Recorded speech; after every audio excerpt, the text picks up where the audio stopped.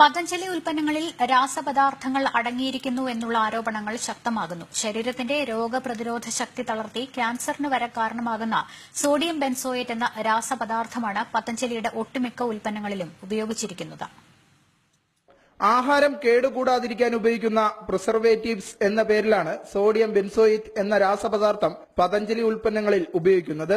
ലാബിൽ ഉണ്ടാക്കുന്ന ഈ രാസപദാർത്ഥം മനുഷ്യ ശരീരത്തെ ഹാനികരമായി ബാധിക്കുന്നു. സോഡിയം ബെൻസോയേറ്റ് അളവിൽ കൂടുതൽ ശരീരത്തിൽ പ്രവേശിച്ചു കഴിഞ്ഞാൽ മനുഷ്യ ശരീരത്തിലെ കോശങ്ങളിലേക്ക് ഓക്സിജൻ എത്തുന്നത് തടസ്സപ്പെടും. ഇതിലൂടെ ശരീരത്തിന്റെ രോഗപ്രതിരോധ ശക്തി തളർത്തുകയും ക്യാൻസർ എന്ന മഹാരോഗത്തിന് കാരണമാവുകയും ചെയ്യുന്നു. വാഗ്ദാനങ്ങളെ വിശ്വസിച്ച് അതിനു പിന്നാലെ പോകാതെ പ്രകൃതിദത്തമായ ആഹാര സാധനങ്ങൾക്ക് ജീവിതത്തിൽ സ്ഥാനം നൽകിയാൽ രോഗങ്ങളിൽ നിന്ന് മുക്തി നേടാനാകുമെന്ന് വിദഗ്ധർ അഭിപ്രായപ്പെടുന്നു.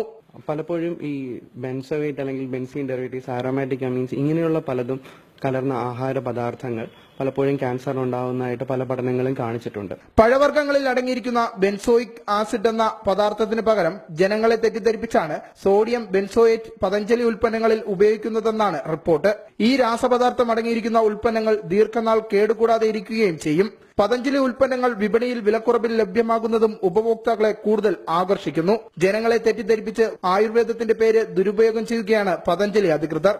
ജനം, തിരുവനന്തപുരം.